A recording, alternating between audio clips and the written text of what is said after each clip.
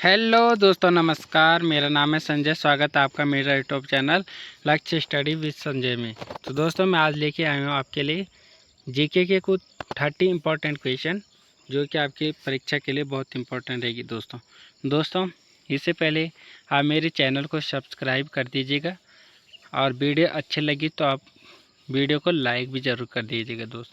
दोस्तों बढ़ते हैं क्वेश्चन की तरफ। हमारा पहला क्वेश्चन है दोस्तों, भारतीय रिजर्व बैंक का मुख्यालय कहाँ है? तो दोस्तों भारतीय रिजर्व बैंक का मुख्यालय कहाँ है? तो इसका राइट आंसर हो जाएगा ऑप्शन नंबर डी, मुंबई। दोस्तों भारतीय रिजर्व बैंक का मुख्यालय मुंबई में है। ठीक है, बढ़ते हैं नेक्स्ट क्वेश्चन की तरफ। ज्ञानपीठ पुरस्कार किस क्षेत्र में दिया जाता है? तो दोस्तों ज्ञानपीठ पुरस्कार किस क्षेत्र में दिया जाता है? तो ये दिया जाता है, इसका राइट आंसर हो जाएगा ऑप्शन नंबर ए, साहित्य। दोस्तों साहित्य के क्षेत्र में ज्ञानपीठ पुरस्कार दिया जाता है। ठीक है, बढ़ते हैं नेक्स्ट क्वेश्चन की तरफ। विश्व स्वास्थ्य दिवस कब मनाया जाता है? तो दोस्तों विश्व स्वास्थ्य दिवस कब मनाया जाता है? 7 अप्रैल को। ठीक है, ऑप्शन नंबर इसका ऑप्शन ए हो जाएगा इसका ऑप्शन बी हो जाएगा 7 अप्रैल को। ठीक है दोस्तों, ऑप्शन बी 7 अप्रैल को। 7 अप्रैल को दोस्तों विश्व स्वास्थ्य दिवस मनाया जाता है। ठीक है, नेक्स्ट क्वेश्चन की तरफ। सनशाइन विटामिन है, तो दोस्तों सनशाइन विटामिन किसके कारण होता है? सनशाइन मतलब सूर्य की चमक से जो विटामिन मिलते हैं दोस्तों, सूर्य की ताप से जो विटामिन मिलता है वो कौन सा है? तो विटामिन डी इसका राइट आंसर हो जाएगा ऑप्शन सी, विटामिन डी दोस्तों सनशाइन से मिलता है। ठीक है, इसका राइट आंसर। बढ़ते हैं नेक्स्ट क्वेश्चन की तरफ। केंचों में कितने आँखें होती हैं? तो दोस्तों केंचों में कितने आँखें होते हैं? तो दोस्तों केंचों में कोई आँख नहीं होती, इसका राइट आंसर ऑप्शन डी हो जाएगा। केंचे के पास कोई आँख नहीं होता है, वो नेत्रहीन है दोस्तों। ठीक है, केंचो क्या है? नेत्रहीन है। और दोस्तों केंचे को किसान का मित्र कहा जाता है, किसान का मित्र। ठीक है, किसान का मित्र। दोस्तों केंचो को किसान का मित्र कहा जाता है।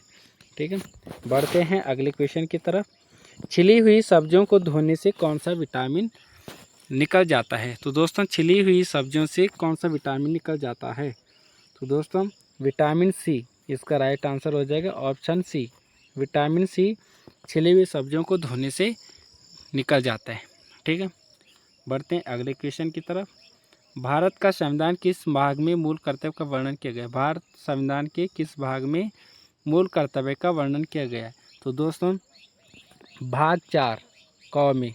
दोस्तों इसका डी आंसर हो जाएगा भाग 4 क में। तो दोस्तों मैं बता देता हूँ आपको, 42वें संविधान संशोधन जो कि कब हुआ था? 1976 में 42वां संविधान संशोधन हुआ था, जिसमें मूल कर्तव्य को, ठीक है, जो भारतीय संविधान के जो दोस्तों ये मूल कर्तव्य को भाग 4 क में रखा गया है। ठीक है, इसको जोड़ा गया था भाग 4 क में 1976 में 42वें संविधान संशोधन के द्वारा। ठीक है दोस्तों, मैं एक चीज़ और बता देता हूँ कि मूल कर्तव्य की संख्या कितने हैं? टोटल 11। दोस्तों यह भी आपको बिल्कुल याद रखना, 11 मूल कर्तव्य हैं। ठीक है, बढ़ते हैं अगले क्वेश्चन की तरफ। संविधान संशोधन का संबंध संविधान के किस भाग से है? दोस्तों संविधान संशोधन का संबंध संविधान के किस भाग से है? तो दोस्तों भाग 20 के द्वारा, भाग 20 से दोस्तों। ऑप्शन ए हो जाएगा, भाग 20 के द्वारा संविधान में संशोधन होता है दोस्तों। ठीक है, बढ़ते हैं अगले क्वेश्चन की तरफ। हैजा रोग किसके कारण होता है? तो दोस्तों हैजा रोग किसके कारण होता है? ये होता है जीवाणु से। इसका राइट आंसर हो जाएगा ऑप्शन बी, जीवाणु।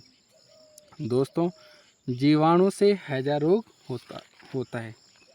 ठीक है, ये आपको बिल्कुल याद रखना है, जीवाणु। बढ़ते हैं अगले क्वेश्चन की तरफ। जोजिला दर्रा भारत के किस स्थान में स्थित है? तो दोस्तों आपको बताना है जोजिला दर्रा भारत के किस राज्य में स्थित है?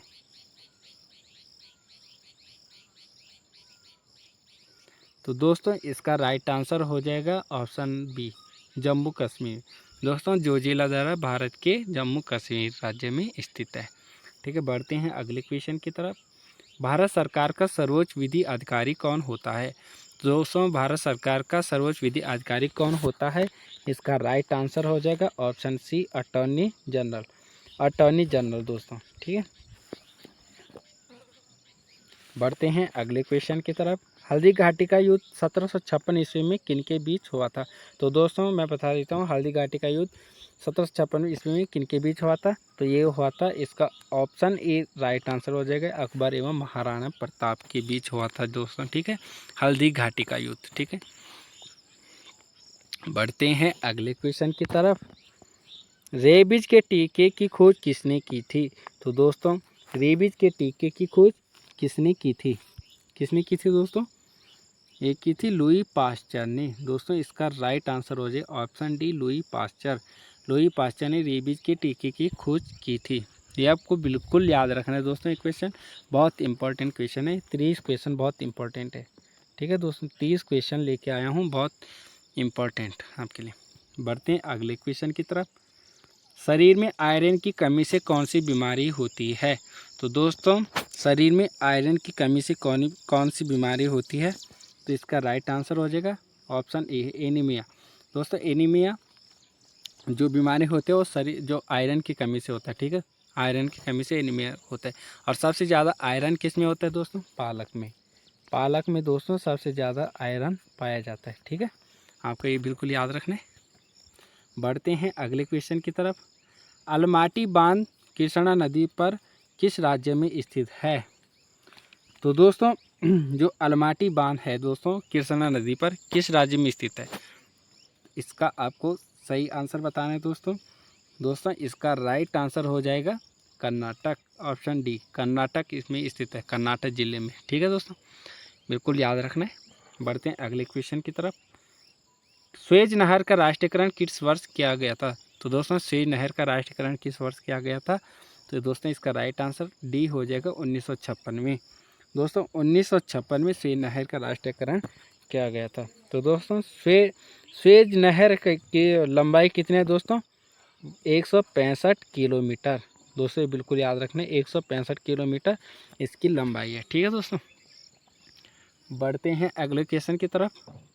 प्रतिरोध एसआई का मात्रा क्या होता है? दोस्तों प्रतिरोध एसआई का मात्रा क्या होता है? ऑप्शन ए हो जाएगा ओम। दोस्तों प्रतिरोध एसआई का मात्रा ओम होता है, ठीक है, बिल्कुल याद रखना है। अगले क्वेश्चन की तरफ बढ़ते हैं। मायोपियो का अर्थ क्या होता है दोस्तों? मायोपियो, मायोपियो मायोपियो दोस्तों मायोपियो का अर्थ क्या होता है दोस्तों? तो दोस्तों इसका राइट आंसर हो जाएगा ऑप्शन बी, निकट दृष्टि दोष से इसका अर्थ होता है। मायोपिया का अर्थ क्या होता है? निकट दृष्टि दोष, ठीक है। अगले क्वेश्चन की तरफ बढ़ते हैं। महात्मा बुद्ध ने अपना प्रथम धर्म चक्र परिवर्तन किस स्थान पर दिया था? तो दोस्तों महात्मा बुद्ध ने अपना प्रथम धर्म चक्र परिवर्तन किस स्थान पर दिया था? इसका राइट आंसर बी हो जाएगा सारनाथ में। दोस्तों सारनाथ में महात्मा बुद्ध ने अपना पहला वो दिया था, अपना धर्म चक्र परिवर्तन के स्थान पर दिया अपना, ठीक है दोस्तों, वहाँ पे सारनाथ में दिया था अपना पहला प्रवचन दोस्तों, वहाँ उपदेश। दोस्तों अपना पहला उपदेश कहाँ पे दिया था? सारनाथ में। किसने दिया था? महात्मा बुद्ध ने। और इस उपदेश को क्या कहा गया दोस्तों? धर्म चक्र परिवर्तन, धर्म चक्र परिवर्तन के नाम से जाना गया। ये जो प्रथम उपदेश था महात्मा बुद्ध का, ठीक है, सारनाथ में। दोस्तों अगले क्वेश्चन की तरफ बढ़ते हैं। भारत की सबसे बड़ी बहुउद्देशीय नदी घाटी परियोजना कौन सी है? तो दोस्तों आपको बताना है कि भारत का सबसे बड़ी बहुउद्देशीय नदी घाटी परियोजना कौन सी है? तो इसका राइट आंसर हो जाएगा दोस्तों भाखड़ा नागल बांध। इसका राइट आंसर है बी, भाखड़ा नागल बांध परियोजना, ठीक है दोस्तों, भाखड़ा नागल परियोजना। और ये आपको बिल्कुल याद रखना है, ये कौन सी नदी पर बना गया है? सतलज नदी। दोस्तों सतलज नदी बिल्कुल आपको याद रखना है, सतलज नदी, ठीक है दोस्तों। बढ़ते हैं अगले क्वेश्चन की तरफ। गोकाक जलप्रपात किस जिले में स्थित है? तो दोस्तों गोकाक जलप्रपात है दोस्तों, वो किस जिले में स्थित है? तो दोस्तों ये बेलगांव में स्थित है दोस्तों, बेलगांव। जो बेलगांव जिला है दोस्तों कर्नाटक राज्य का, कर्नाटक दोस्तों मैं बता देता हूँ, कर्नाटक राज्य के जिला है बेलगांव, वहाँ पे गोकाक जलप्रपात स्थित है। ठीक है, ये बिल्कुल याद रखना है दोस्तों। अब नहीं बढ़ते हैं अगले क्वेश्चन की तरफ। किस देश को पहले निप्पन के नाम से जाना जाता था? दोस्तों किस देश को पहले निप्पन के नाम से जाना जाता था? तो ऑप्शन डी बिल्कुल राइट आंसर हो जाएगा, जापान। दोस्तों जापान को पहले निप्पन के नाम से जाना जाता था। ठीक है, बढ़ते हैं अगले क्वेश्चन की तरफ।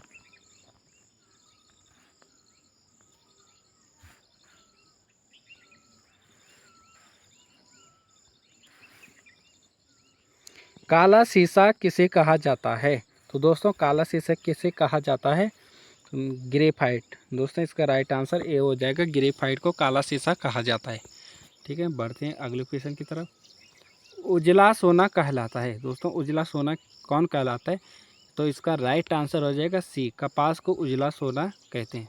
ठीक है, कपास को क्या कहते हैं? उजला सोना कहता है, उजला सोना। ठीक है, बढ़ते हैं नेक्स्ट क्वेश्चन की तरफ। मछली के हृदय में कितने प्रकोष्ठ होते हैं? तो दोस्तों आपको बताना है मछली के हृदय में कितने प्रकोष्ठ होते हैं। कितने प्रकोष्ठ होते हैं दोस्तों? प्रकोष्ठ मतलब कक्ष। ठीक है दोस्तों, कितने कक्ष होते हैं? कितने कक्ष होते हैं? 2। इसका राइट आंसर हो जाएगा 2। और मनुष्य के हृदय में कितने कक्ष होते हैं दोस्तों? मनुष्य के हृदय में 4 कक्ष होते हैं, 4। ठीक है दोस्तों, मनुष्य के हृदय में कितने कक्ष होते हैं? 4। और बात करें मेंढक की, मेंढक के हृदय में कितने होते हैं? 3। तो दोस्तों मेंढक के हृदय में 3 कक्ष होते हैं, मानव के हृदय में 4 कक्ष होते हैं, और मछली के हृदय में कितने होते हैं? 2। इसका राइट आंसर क्या हो जाएगा दोस्तों? Option B. ऑप्शन बी दोस्तों इसका राइट आंसर हो जाएगा 2। ठीक है, मछली के हृदय में। बढ़ते हैं अगले क्वेश्चन की तरफ। प्रिंस ऑफ वेल्स कप किस खेल से संबंधित है? तो दोस्तों प्रिंस ऑफ वेल्स किस खेल से संबंधित है? तो इसका राइट आंसर हो जाएगा बिल्कुल बी, गोल्फ। दोस्तों गोल्फ से संबंधित है प्रिंस ऑफ वेल्स कप। ठीक है, गोल्फ। बढ़ते हैं अगले क्वेश्चन की तरफ। भारत की सबसे बड़ी कृत्रिम झील कौन सी है? कृत्रिम। दोस्तों भारत की सबसे बड़ी कृत्रिम झील कौन सी है? तो इसका राइट आंसर हो जाएगा ऑप्शन ए, गोविंद वल्लभ पंत सागर। ठीक है दोस्तों, बिल्कुल याद रखना है, गोविंद वल्लभ पंत सागर आपको बिल्कुल याद रखना है। बढ़ते हैं अगले क्वेश्चन की तरफ। इंडिका किसकी रचना है? दोस्तों बहुत इंपॉर्टेंट क्वेश्चन है, इंडिका किसकी रचना है? तो इसका राइट आंसर हो जाएगा ऑप्शन ए, मेगास्थनीज। दोस्तों मेगास्थनीज की रचना क्या है? इंडिका। इंडिका मेगास्थनीज की रचना है। ठीक है, बिल्कुल याद रखना है। अगले क्वेश्चन की तरफ बढ़ते हैं। लाख बक्स। दोस्तों लाख बक्स, यहाँ पे लख बक्स हुआ है तो लाख बक्स कहते हैं, लाख बक्स, लाख बक्स। ठीक है दोस्तों, लाख बक्स किसे कहा जाता है? तो दोस्तों लाख बक्स किसे कहा जाता है? कुतुबुद्दीन ऐबक को। इसका राइट आंसर ए हो जाएगा दोस्तों, कुतुबुद्दीन ऐबक को लाख बक्स के नाम से जाना जाता है। ठीक है, बढ़ते हैं नेक्स्ट क्वेश्चन की तरफ। अंतिम क्वेश्चन है दोस्तों, 1 रुपये के नोटों पर किसके हस्ताक्षर होते हैं? तो दोस्तों 1 रुपये के नोटों पर किसके हस्ताक्षर होते हैं?